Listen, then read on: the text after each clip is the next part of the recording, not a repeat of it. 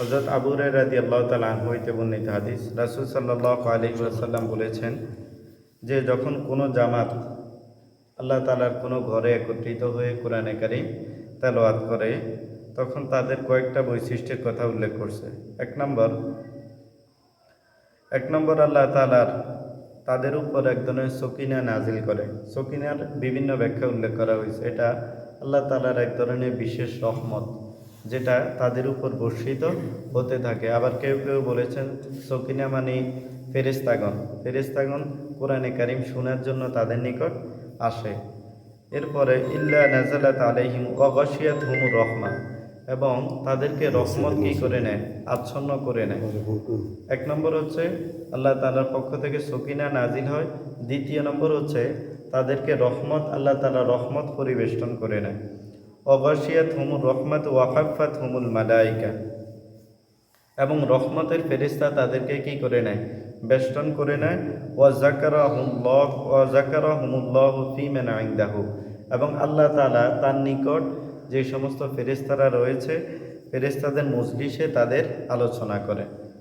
তাহলে কয়টা বৈশিষ্ট্য? চারটা বৈশিষ্ট্য। এক নম্বর হচ্ছে তাদের উপর সকিনা নাজিল হয়। দুই নম্বর হচ্ছে আল্লাহ তাআলার রহমত তাদেরকে পরিবেষ্টন করে নেয়, এবং তাদেরকে ফেরেশতাদের দল কি করে, পরিবেষ্টন করে নেয়। আর চার নম্বর হচ্ছে আল্লাহ তাআলা স্বয়ং তাদের আলোচনা করে। সুবহানাল্লাহ।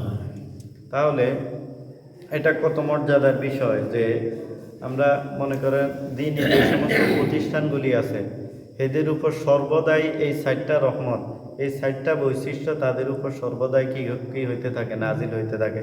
আল্লাহ তাআলা সকিনা তাদের উপর নাজিল হতে থাকে। সব সময় তারা রহমত তাদেরকে পরিবেষ্টন করে রাখে, এবং ফেরেশতাদের দল তাদেরকে সবসময় কি করে, ঘেরাও করে রাখে। আর আল্লাহ তাআলা স্বয়ং নিজেই তাদের আলোচনা করতে থাকেন। তাহলে আমরা এই যে এখানে কোরআনের মজলিসে বসছি, এখানে হাদিস পড়া হয় এবং কোরআনের আয়াত পড়া হয়েছে, তো এটা এই মজলিসকেও আল্লাহ তাআলা কি ফেরেশতাদের দ্বারা কি করেন, পরিবেষ্টন করে রাখেন। রহমত আমাদেরকে ঘিরে রাখেন, এবং ফেরেশতাদের দল কি চারপাশে কি করেন, বেষ্টনী দিয়ে রাখেন। স্বয়ং আল্লাহ তাআলাই কি করবেন, আমাদের আলোচনা করবেন।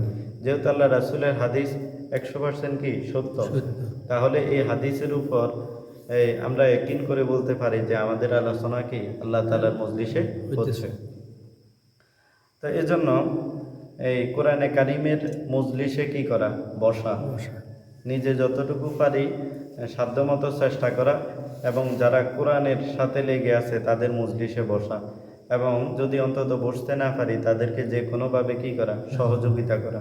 ও যে বলছেন কুন আলিমান, তুমি কি হও, আলেম হও, অথবা মুতাআল্লিমান, অথবা ছাত্র হও, আও মুঈনান, অথবা তাদের সহযোগী হও, আও মুহিব্বান, অথবা তাদেরকে ভালোবাসো, ওয়ালা তাকুন খামিসান, এবং পঞ্চম স্তরে যাইও না। হয়তো কি হও, আলেম হও, না হয় ছাত্র হও, না হয় তাদেরকে সহযোগিতা করো, না হয় তাদেরকে ভালোবাসো, কিন্তু পঞ্চম এর বাহিরে যাইও না, ফাতুহলি, তাহলে কি হয়ে যাবে, তুমি ধ্বংস হয়ে যাবে। তাহলে নিজে আলেম হইতে হবে, এই একটা সূরত, অথবা ছাত্র হয়ে শিখতে থাকতে হবে। আর না হয় যারা এই কাজের সাথে যুক্ত আছেন তাদেরকে সর্বোচ্চ সহযোগিতা করতে হবে, এবং তাদেরকে ভালোবেসে যেতে হবে। এই সাইটটার বাহিরে যদি কেউ যায় তাহলে তার জন্য কি ধ্বংস অপেক্ষা করছে। তাহলে আল্লাহ তাআলা আমাদেরকে এরকম কোরআনের মজলিসে বসা তৌফিক দান করুক, এবং নিজে কোরআন শেখার। হয়তো আস্তে আস্তে আমরা সব সময় মৃত্যু পর্যন্ত একজন মানুষ ছাত্র অবস্থায় থাকে, শিক্ষার কোনো কি নাই, শেষ নাই। একদম মায়ের কোল থেকে নিয়ে মৃত্যু পর্যন্তই শিক্ষা জীবন। আল্লাহ তাআলা আমাদেরকে কোরআন ভালোভাবে শিক্ষা